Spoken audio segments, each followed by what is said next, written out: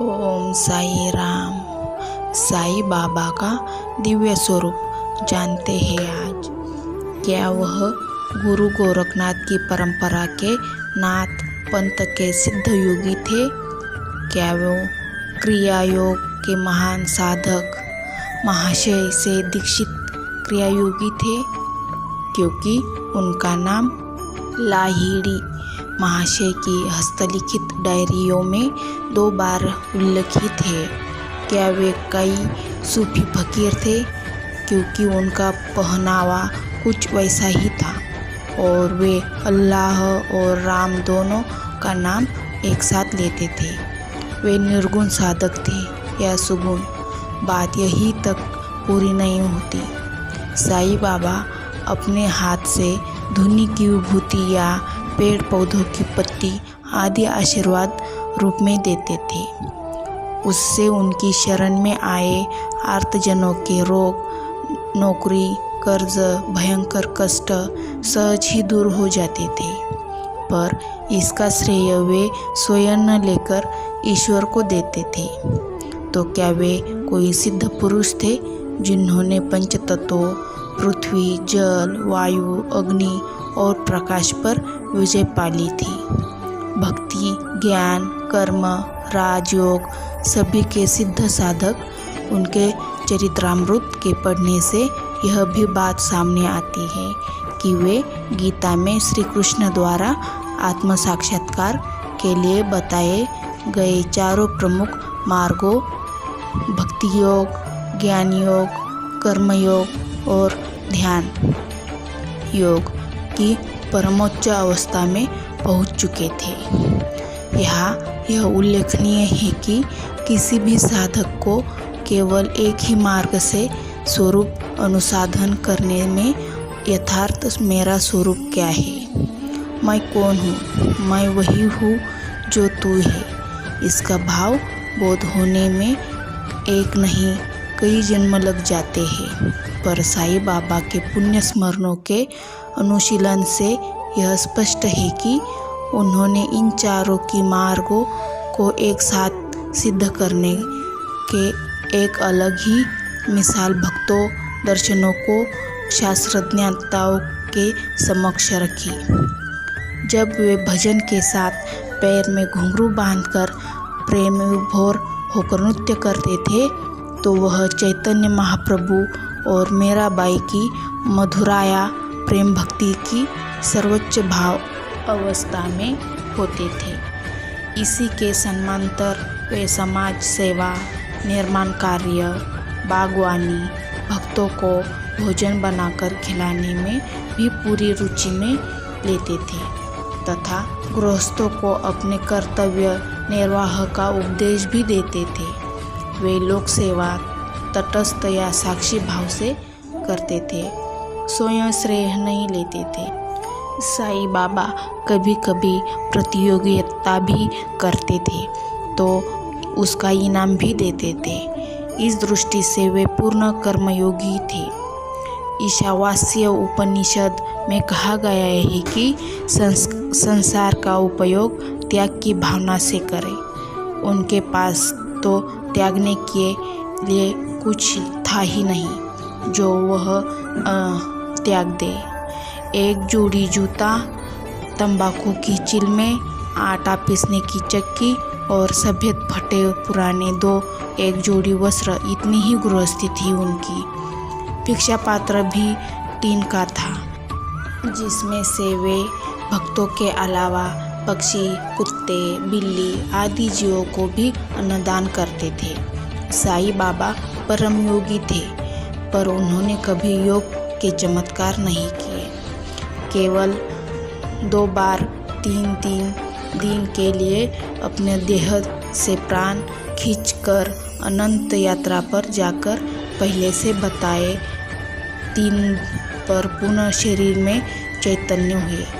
पहली बार 1876 में जब उन्हें दमा हो गया था तब भक्त म्हालसापति के सामने 3 दिन की समाधि ली और दूसरी बार भगवान दत्तात्रेय जयंती 1886 मार्गशीर्ष पूर्णिमा को भी 3 दिन की समाधि बाईजाबाई तात्या म्हालसापति को बता कर ली। वे एक साथ एक ही समय में कई स्थानों पर भी भक्तों को दिखाई दिए थे।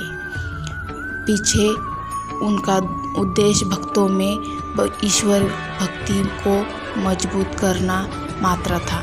इस लिहाज से साईं बाबा का गीत में बताए गए ध्यान या राज योग की सिद्ध अवस्था में अवस्थित थे तथा वे जब भी एकांत होता सदैव आँख बंद कर ध्यानांतर रहते हुए विश्वात्मा से अपने शरीर में स्थित आत्मा को जोड़े रहते थे। इसके अलावा वे द्वारकामाई मस्जिद के निकट स्थित लैंडी बाग में भी नियमित साधना हेतु जाते थे, जहाँ भक्तों का भी आना जाना रहता था। साईं बाबा के ज्ञान उपदेश अत्यंत सरल सीधी भाषा में है तथा शब्द डंबर शास्त्र उदाहरण खंडन मंडन से रहित सीधे हृदय को अपील करते हैं। ज्ञान योगी का लक्षण है कि सभी प्राणियों में एक ही विश्वात्मा परमात्मा को देखना और सब प्राणियों से समान एवं प्रेमपूर्वक व्यवहार करना। गीता में इसलिए ज्ञान योग को भगवान श्री कृष्ण का प्रिय बताया है। ज्ञान योग का मतलब शास्त्रों की बारीकियों का अर्थ लच्छेदार भाषा में वर्णन करना। जिस ईश्वरीय तत्वों का बोध हो गया है कि सभी जड़ चेतन में मनुष्य पशु पक्षी कीट पतंग आदि में कई ही चैतन्य शक्ति का स्फुरण हो रहा है। साईं बाबा कहते हैं जब व्यक्ति सभी में एक ही प्राण शक्ति का बोध कर लेता है तब वह प्रेममय स्वतः हो जाता है। साईं बाबा के जीवन की एक घटना से यह बात ठीक से समझाई जाती है कि एक बार जब साईं बाबा द्वारकामाई मस्जिद में बैठे थे तथा खंडोबा मंदिर के पुजारी म्हालसापति उनकी सेवा में थे तो मुसलमानों ने म्हालसापति को मारा। इस पर वे बाबा को पुकारने लगे। जब बाबा बाहर आए तो मुसलमानों को यह देखकर हैरानी हुई कि बाबा के शरीर पर चोटों के निशान थे। बाबा ने कहा, तुम लोगों ने मुझे मारा। मुसलमानों ने कहा, हमने तो आपको नहीं मारा, आप तो अंदर थे। तब बाबा ने समझाया कि जब म्हालसापति बाबा कह रहा था तो मैं ही तो उसमें मौजूद था। यहाँ पर दुख कातरना इतनी ऊंची भाव अवस्था में तभी पहुँच सकती है जब सिद्ध साधक अद्वैत की अवस्था में निरंतर अवस्थित रहता हो, जहाँ जड़ और चेतन का अपने पराये का कोई भेद ही शेष नहीं रह जाता। तभी तो बाबा कीट पतंग पशु पक्षी की भाषा ही समझ लेते थे। स्वामी विवेकानंद के विश्व वंदनीय गुरु रामकृष्ण परमहंस भी सदैव ऐसी ही अवस्था में रहते थे। साईं बाबा के शरीर पर म्हालसापति को लगी चोट का उभरना यही सिद्धांत करता है कि साईं बाबा का आत्मा अवरोहण की उस अवस्था तक पहुंच गए थे जहां से फिर लौटना या न लौटना अपनी ही इच्छा पर निर्भर होता है। ऐसी विभूति को अवतार ही कहा जाता है।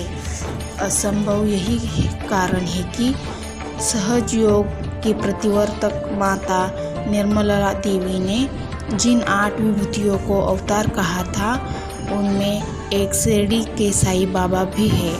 इसी प्रकार अहमदनगर के अवतार मेहर बाबा ने कलचूरी भाऊ लिखित पुस्तक में साईं बाबा को कुतुब ए इरशाद ऐसा सर्वोच्च नियंत कहा था। अवतार मेहर बाबा ने कहा है कि अवतारी पुरुष का कार्य सिर्फ तत्कालीन मानवता के लिए नहीं होता किंतु भावी मानव संतान के लिए भी होता है। वह अपने समय में जीवन को द्रुत गति देता है, मोक्ष की मार्ग की उसके आदर्श दृष्टांत हेतुक प्रेम, परोपकार में लगी शक्ति, उसका व्यवहार उसने हर रहने पर मानवता का पथ प्रदर्शन करते हैं। साईं सद्गुरु और अवतारी पुरुष साईं बाबा के जीवन चरित्र का विहंगावलोकन करने पर स्पष्ट है। इस प्रकार वे स्वयं ही एक विशिष्ट आदर्श है। उनकी लीलाएं एवं कर्म स्वयं एक स्वतंत्र मार्ग है। इस दृष्टि से साईं बाबा का जीवन दर्शन उपनिषदों अर्थात वेदांत के उस दर्शन के बहुत निकट दिखाई देता है, जिसमें जड़ चेतन सभी एक ही सत्ता है। ईश्वर ब्रह्म या भी नाम उसे देना चाहे कि व्यक्ति को प्रत्यक्ष रूप से अनुभूत करने और उसी के अनुसार प्राणी मात्र से हेतुपूर्वक प्रेम करने, परोपकार करने को व्यवहारिक जीवन में भी उतारने पर जोर है। जो इस अवस्था में प्राप्त हो जाता है वही सद्गुरु है, अवतार है तथा आध्यात्मिकता के केंद्र में अवस्थित है। वीडियो अच्छा लगा तो लाइक और सब्सक्राइब जरूर करना।